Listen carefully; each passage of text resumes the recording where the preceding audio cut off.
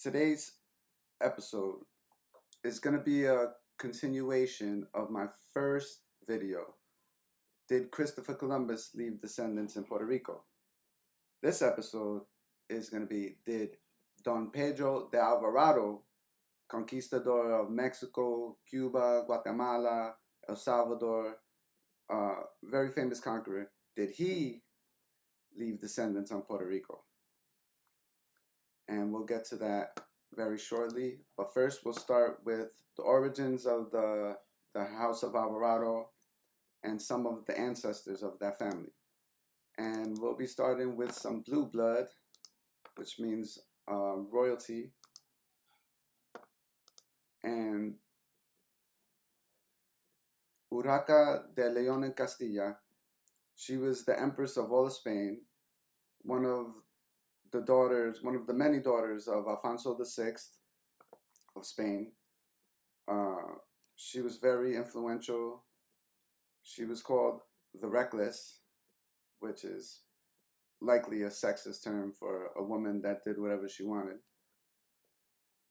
But she was very influential. Actually, her reign was used as a precedent to Isabella the Catholic when they were discussing could a woman rule. So sure, she in the 12th century, a woman was ruling in Spain. So she had two husbands and a lover. And the House of Alvarado descends from one of the quote-unquote bastard children of her. So she married to Raymond of Burgundy, which is the legitimate line that comes from their children. Then she married Alfonso the Battler, but that was a tumultuous marriage. They ended up going to war against each other. And then, if you'll see right here,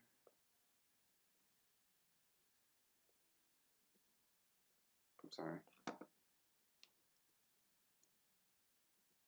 Right here, she had two illegitimate children with a lover, Pedro González de Lara, and their son, Fernando Pérez Hurtado, who lived from 1114 to 1156.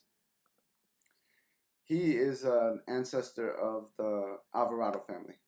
Let's get into it. This is from a book by Christopher Moscoso Montemayor, the Conde de las Torres. And he says right here, Don Fernando Pérez Hurtado, he married Guiomar Alonso, and he is the son of Don Pedro González de Lara and Doña Urraca, the Queen of Castile. And he had one daughter, Leonor de Hurtado, who married Don Inigo López de Mendoza, a rich man from Spain, the Señor de Joidio, and the Señor of the Casa de Mendoza, the head of the House of Mendoza. Next. This is from the Dictionary of Genealogy and of the illustrious families of the monarchy of Spain. And we'll start right here in the middle. Leonor de Hurtado, that's who married Inigo de Mendoza, who we just spoke about. And their son, right here, was named Hurtado de Mendoza, Señor de Mendiville, and all these places. He married with Teresa de Bazan, the daughter of Gonzalo Ibáñez de Bazan from Navarre. And they had a son, Juan Hurtado de Mendoza. See, the F and the H were interchangeable at this time. So sometimes you'll see Hurtado and sometimes Hurtado.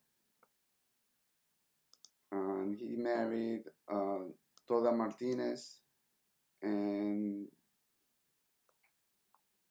they had a son named Diego Hurtado de Mendoza, or Furtado. And I'll show you, this is the next page of the book.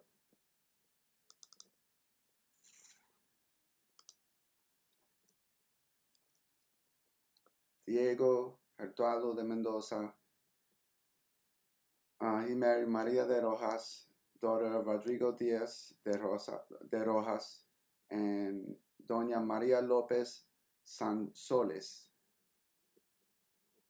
And their child was Gonzalo Yañez de Mendoza.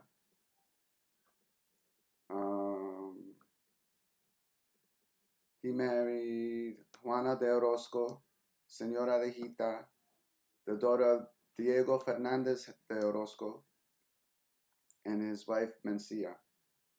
Their child, Pedro González de Mendoza, Señor de Mendoza, de Hita, and Buitrago. He was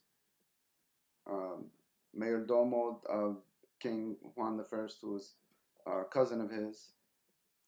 And he married Doña Alonza Fernandez de Ayala, the daughter of Fernan Perez de Ayala, and Elvira Alvarez de Ceballos, or Ceballos sometimes with a B. Pedro Gonzalez died in the Battle of Aljubarrota in 1386 versus Portugal. He was actually made out to be a martyr of this battle because he died very bravely in battle. But this was a battle that they lost against Portugal, that Castile lost against Portugal. So keep an eye on these two, Pedro Gonzalez and Aldonza Fernandez, because they'll be mentioned in the next slide. All right. This is Mosanrubi de Braamonte. This is a painting of him. In English, his name is Robert of Bracamont. He was a French or Norman soldier and who became admiral of France and then eventually in Spain. He was a great soldier. A lot of the Normans came to fight in the Reconquista to, get their glory and their privileges. So he was one of them. He's actually a cousin. Wait, hold on. He's actually the uncle of Jean de Betancourt, who would eventually become the conqueror of some of the Canary Islands for Spain. The Betancourt family of the Canary Islands, some of them ended up going to Puerto Rico, but that you got to be careful about because he had a lot of slaves, and a lot of slaves took the name Betancourt. So without doing the genealogy, you don't know. Same thing for the Alvarado family. Same thing for a lot of the families of even in the United States, but in Latin America and wherever there was slavery. Anyway, Mosanrubi de Braamonte married Inés de Mendoza, the daughter of Pedro González de Mendoza, Aldonza de Ayala, who we were talking about.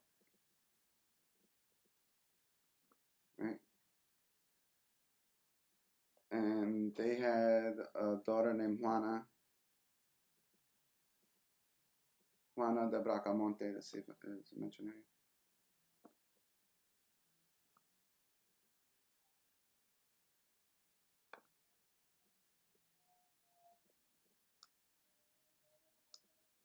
Well, this is who she marries. All right, we'll get into that.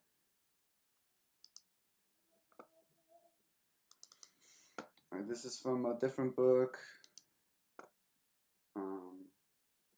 This is actually from the other book I mentioned before by Christopher Moscoso Montemayor. And right here, Alvaro de Avila.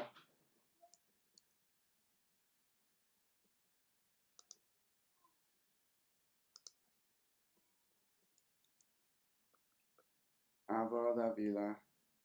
He marries Juana de Braamonte, the oldest daughter of Mosanrubi de Braamonte and Inés de Mendoza. their child is mentioned. This is their children. Right here.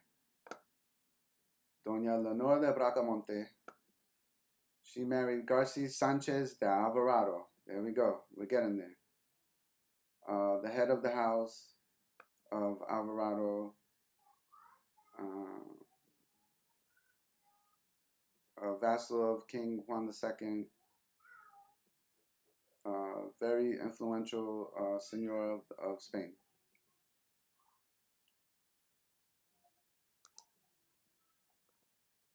Okay, now this is from a book about Pedro de Alvarado by Adrian Recinos. It's called Pedro Alvarado, Conquistador of Mexico. And he gives a little bit of his genealogy right here. Pedro Alvarado, like Cortés, was from Extremadura, Spain. He's the grandson of Juan de Alvarado el Viejo, great-grandson of Garcia Sanchez de Alvarado, and Doña Leonor de Braamonte, who we were just talking about. The Juan Alvarado, commander of the Order of Santiago. He married Catalina Mesía, and their son Gomez de Alvarado married in his second marriage with Leonor de Contreras, the daughter of Diego Contreras, and they had a number of children, including Don Pedro and his twin sister Sarah, Jorge, Gonzalo, Gomez, and Juan. Now we're going to be talking about Don Pedro Alvarado and his brother Jorge, or George, because these two, their families eventually marry into each other, and we become descendant of both of them.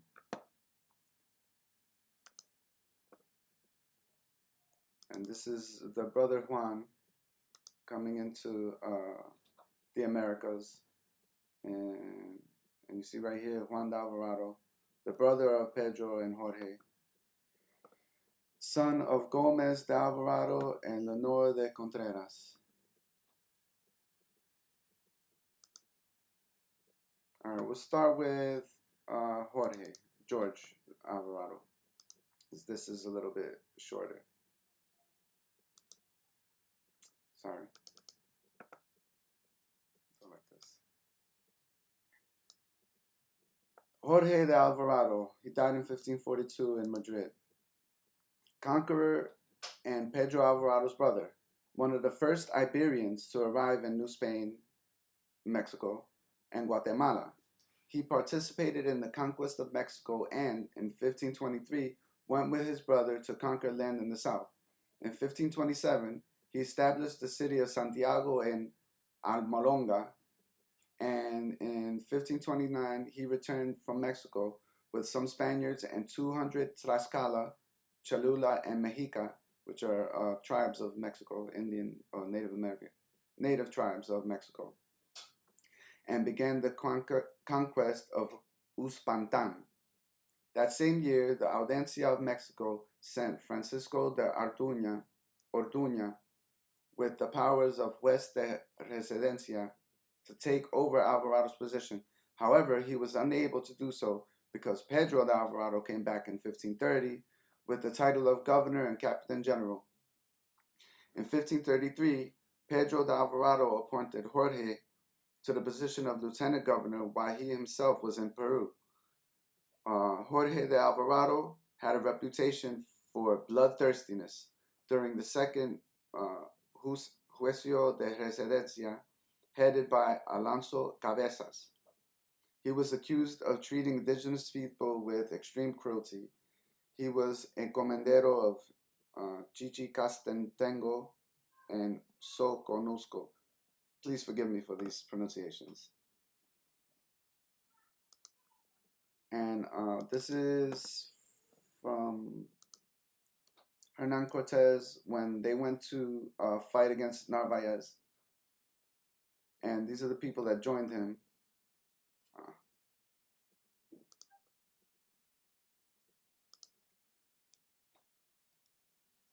that joined them to fight against Narvaez, who, if you're familiar with the Conquest of Mexico, Cortés, with 500 men, went on to conquer without permission, basically, from the governor of Cuba, Velasquez. And by the time they almost finished the conquest, they already had Montezuma in their. Montezuma's the king of the Aztecs. They already had him in their grasp. They had to go turn around and fight against Narvaez, who came with 1,500 Spaniards to take the powers away from Cortés and his men and put them in chains. And so Cortés turned around and did a sneak attack with only 150 Spaniards and defeated Narvaez, took his eye out and captured his men and bribed most of them to come back to Tenochtitlan with him. So these are some of the men that joined him to fight against Narvaez. Gonzalo de Alvarado, one of the brothers of the Alvarado brothers. And over here you see Jorge de Alvarado. You will not see Pedro de Alvarado here because he stayed in Tenochtitlan guarding Montezuma to make sure no revolt happens. But he ends up basically massacring the people because he thought that they were revolting against him. They say that it was just a ceremony. But it ends up being a massacre, and then a real revolt happens. Alright, so Pedro Alvarado, that was about Jorge. This is Pedro, the other brother. Adelantado, or Admiral Pedro Alvarado, governor of Guatemala. This is later.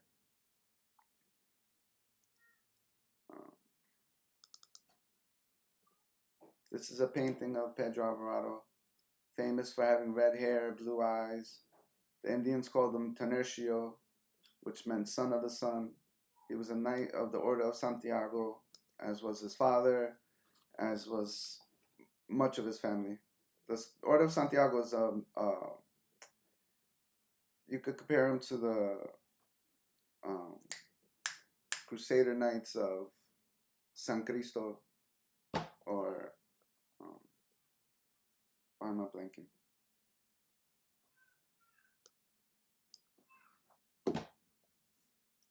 It'll come back to me. They're the religious military organization. The Order of Christ, you could compare it to, or the Knights Templar, there you go.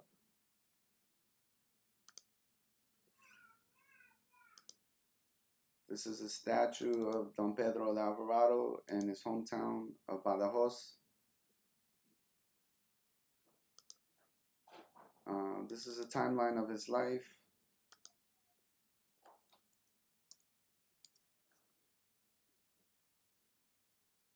Born in 1585, his twin sister Sarah, children of Gomez de Alvarado and Leonor de Contreras. 1510, he arrives in the Indies where he meets Hernán Cortés.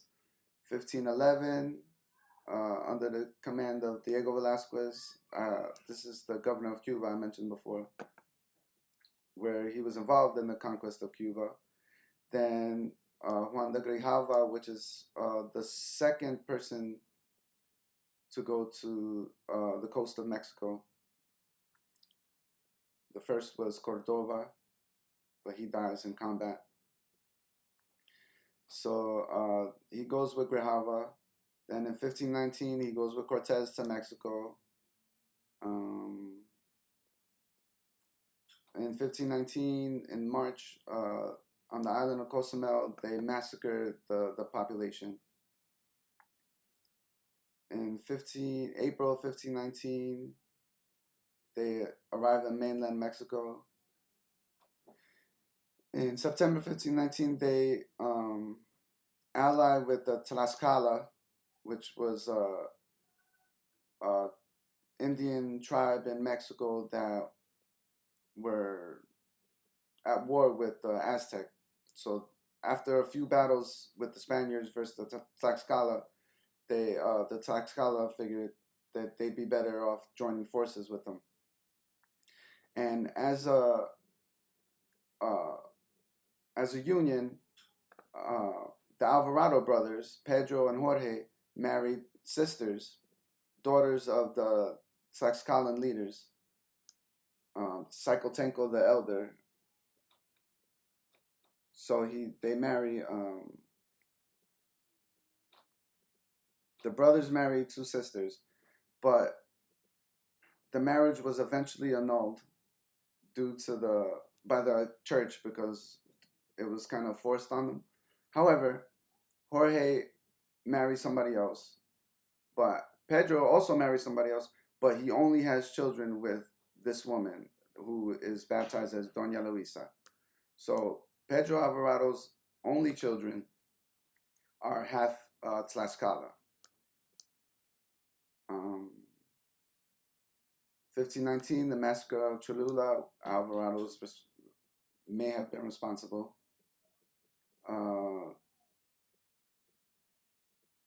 1519, the Spanish arrived in Tenochtitlan. In 1520, this is what I was talking about before, the massacre of Tenochtitlan, for which Alvarado was responsible. I'll skip all this. He ends up conquering Guatemala. He ends up going to Peru. And in 1541, he dies in battle. He gets crushed by a horse and falls down a mountain. Okay, that's Pedro Alvarado. Okay. Now, continue on the line of Jorge Alvarado. This is a knighthood for one of his descendants, his great-grandson, who has the same name, Jorge de Alvarado. Bear with me one second.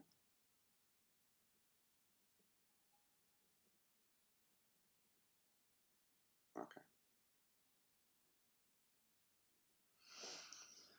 Jorge de Alvarado. He's from New Spain, which is Mexico, and he's applying for knighthood from the Order of Santiago. His father, Jorge de Alvarado, resident of Mexico City, and Catalina de Carvajal. Right here, that Jorge de Alvarado is the son of Jorge de Alvarado,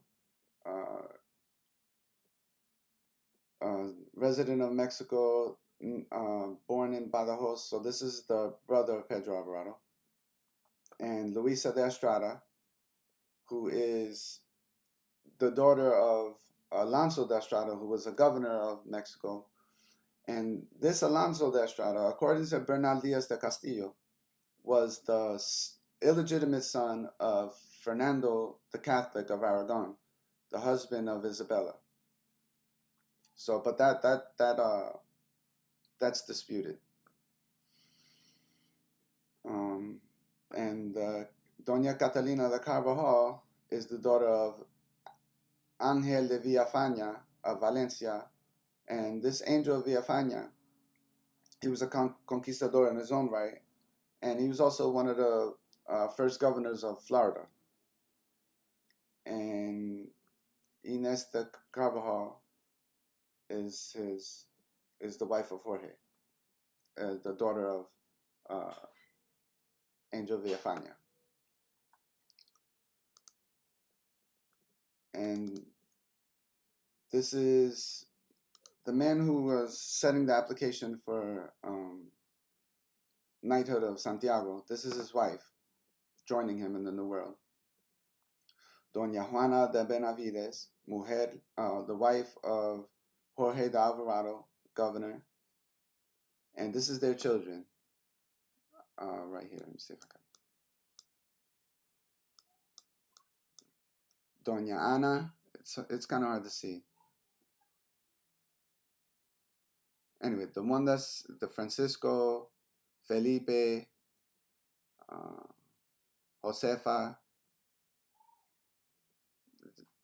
And the one that we're going to be talking about is right here, Don Juan, one of their sons. That Juan is born about 1570, and in 1600,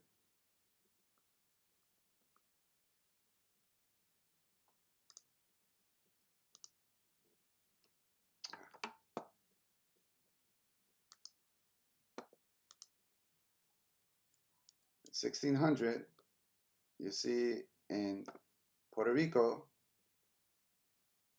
Juan de Alvarado. Now, before his arrival, there is no Alvarados in Puerto Rico. Okay. In the conquest of 1511, there was a Francisco de Alvarado, but he died without children, and he gave his wealth to his sisters, who were nuns in Spain. So besides him, there was no Alvarados. He left no descendants. So this Juan de Alvarado is the first Alvarado to settle in Puerto Rico. And this is the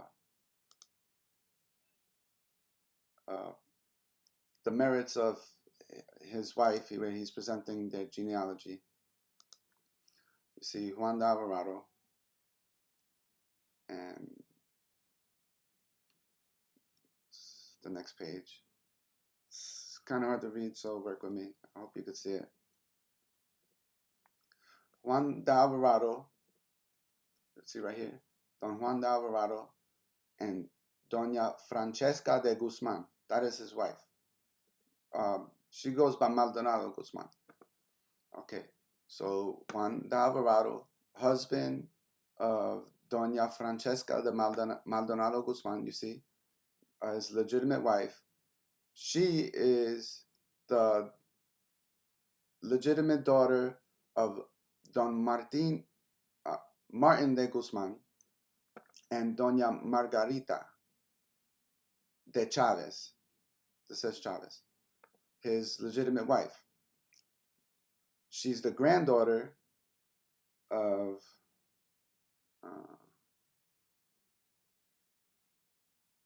Juan de Maldonado Guzman and Doña Beatriz de las Cuevas, his legitimate wife. Great-granddaughter of the legitimate great-granddaughter of Doña Beatriz de la Cueva and Don Francisco de la Cueva and Doña Leonor de Alvarado. Leonor de Alvarado, if you remember, is the daughter of Admiral Don Pedro Alvarado, the conqueror of Mexico, Guatemala, and Cuba, the brother of Jorge, and a daughter of Xicotenco the Elder, the chief of the Tlaxcala, who is baptized Luisa. That's what it says right here. All right, so that Juan de Alvarado was a descendant of Jorge Alvarado, and he's marrying Francesca Guzman, the descendant of Pedro Alvarado. So the two families merged because Pedro Alvarado had no male heirs to carry his name, but Jorge Alvarado had plenty of children to carry the Alvarado name, which eventually comes up in Puerto Rico. And you see that same Juan de Alvarado. This is again in Puerto Rico.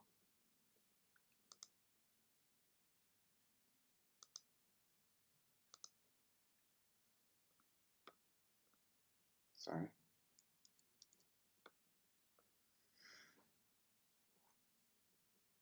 He is the escribano, or the public scribe, Juan de Alvarado.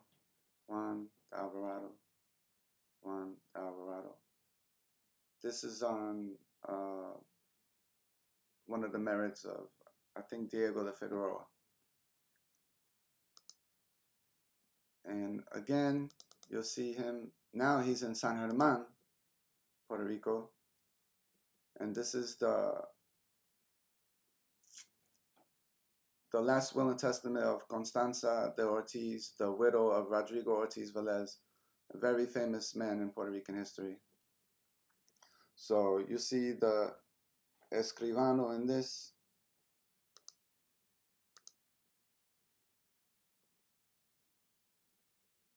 It's right here. Juan de Alvarado of San Germán. Juan de Alvarado, escribano, or scribe. Okay. Now, that Juan de Alvarado was born about 1570, and then from there, once he arrives in Puerto Rico, you start seeing other Alvarado members of the Alvarado family. Like this is in 1662, and this is in Guamo area or Ponce. You'll see Pedro Alvarado, and this Pedro Alvarado was born in 1608. And he's basically testifying against Juan Lebrón de Quiñones, who was charged with contraband.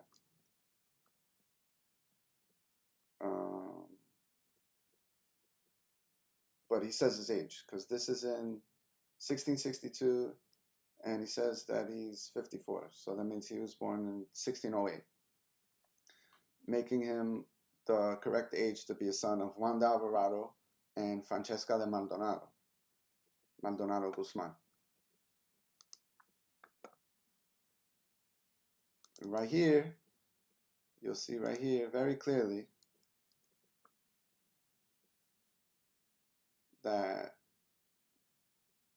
this is in 1684. Pedro de Alvarado, who we were just talking about, and Juan Rodriguez were moradores de esta isla. That means they were not born in Puerto Rico. They were probably born either in Guatemala or, well, Pedro Alvarado or Mexico. So they moved to Puerto Rico.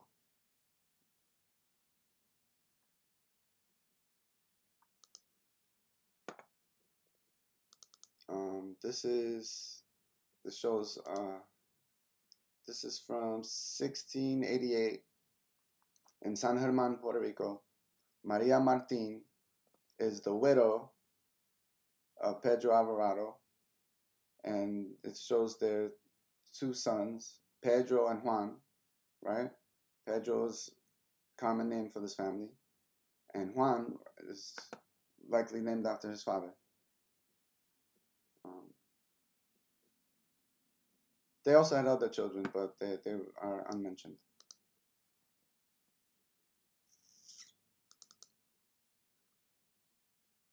This is probably the second Pedro Alvarado. I'm just showing you a family connection that they had. Captain Juan Colón de Leyendo, right? You remember him from my other video. Lieutenant of Guamo. And they're in debt, and Pedro Alvarado is obligated to pay the brothers of Don Antonio Colón. So they were in-laws. His sister married Antonio Colón, his sister Catalina.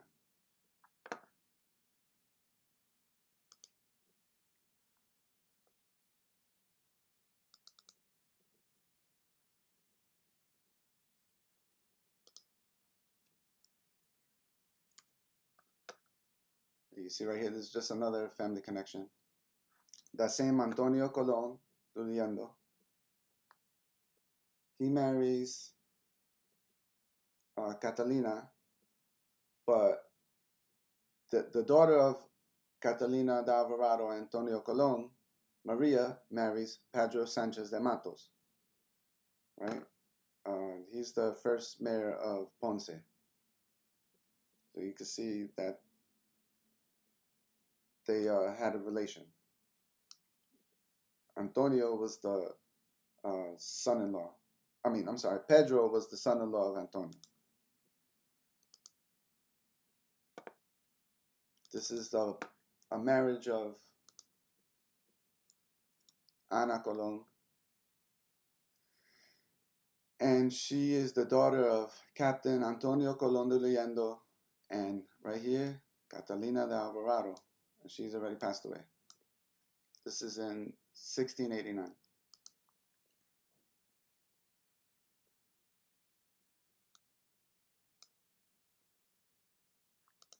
Now, one of the children of Pedro Sanchez de Matos and Maria Colón Alvarado is Juan Blas de Matos, and he's marrying in 1717 in Arecibo to Francesca Correa, and they're related. You'll see right here, the fourth degree of consanguinity, and I'll show you how they're related. This is family tree of the Correa family. I added this. This is not part of the tree, obviously. But Francesca Correa and Juan Blas de Matos. Francesca is the daughter of Antonio de los Reyes Correa, a very famous captain, and his wife, Estefania Colón de Matos. Estefania is the daughter of Nicolas Rodriguez de Matos and Maria Colón. And Maria Colón is the daughter of Diego Ramos Colón and Juana Díaz de Sandoval.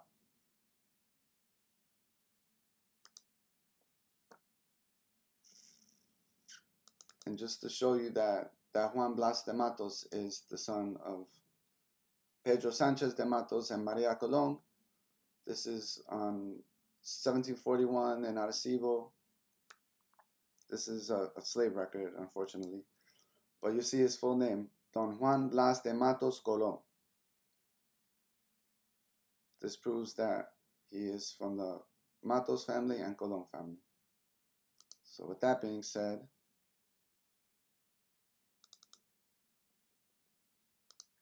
this is how they're related. Juan Blas de Matos married Francesca Correa Colón. I showed you up to here on the other family tree.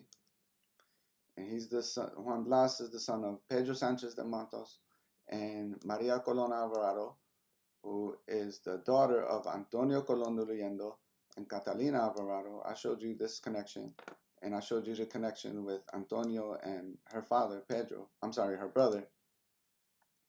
And Antonio is the son of Juan Colón de Leyendo and Catalina de Espinosa. This is proven through a marriage, his second marriage. It says that he's the son of Juan Colón de Leyendo and Catalina de Espinosa, and Juan and Diego Ramos are the son of Juan Colón and Leonor Manuel de Leyendo, who I showed you in another video. He's the first person to bring the Colón family to Puerto Rico.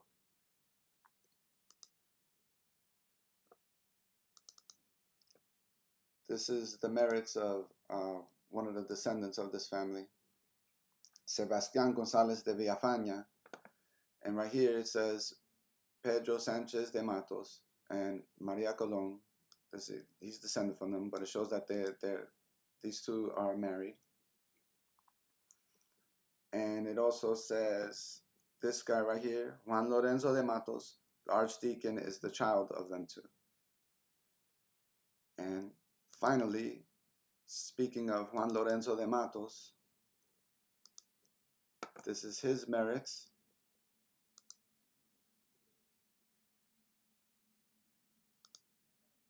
Juan Lorenzo de Matos, he was a church official in Puerto Rico. And if you look on page 11, I think it is, right here, he says it very, very clearly that he is a legitimate descendant of the family of Admiral Christopher Columbus, the first discoverer of the New World, and Admiral Pedro de Alvarado, lieutenant of the great Hernán Cortés in the Conquest of Mexico. Gets no clearer than that. So these families are descendants of Christopher Columbus and Don Pedro de Alvarado.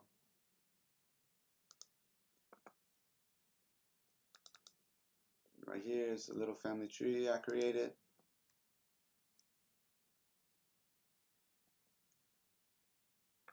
Juan Lorenzo de Matos, Maria Colón, Pedro Sanchez de Matos, Catalina Alvarado, marries Antonio Colón. She's the daughter of Pedro Alvarado and Maria Martin. And this is the Alvarado family. Juan de Alvarado marries Francisca Maldonado Guzman. Juan is the son of Jorge III, Jorge II, Jorge I. Married Luisa de Estrada. Gomez de Alvarado marries Leonor de Contreras. Their other son, Pedro Alvarado, the more famous of the brothers, marries Luisa de Zacotenco, the daughter of the Indian chief of the Tlaxcala. They have a daughter, Leonor de Alvarado, who marries Francisco de la Cueva. They have a daughter, Beatriz de la Cueva, who marries Juan de Maldonado Guzman. They have a son, Martin Maldonado Guzman, who marries Margarita Chavez. They have a daughter, Francesca Maldonado Guzman. There it is. And like I said, Luisa de Estrada, according to Bernardias de Castillo, her father, Alonso de Estrada, is the daughter of Fernando the Catholic. And this is another way, if this is correct, because this is disputed. There you have it. Like, subscribe, and share this video. Also, I'm having a sweepstakes, 500 subscribers. I'm going to randomly choose one of the subscribers and gift them 10 hours free genealogy. This is a $500 value. It comes with a chart like this of your family tree. And I will be highlighting your family tree on my channel. So subscribe. It's a good value. Thank you for your time. Pa'lante.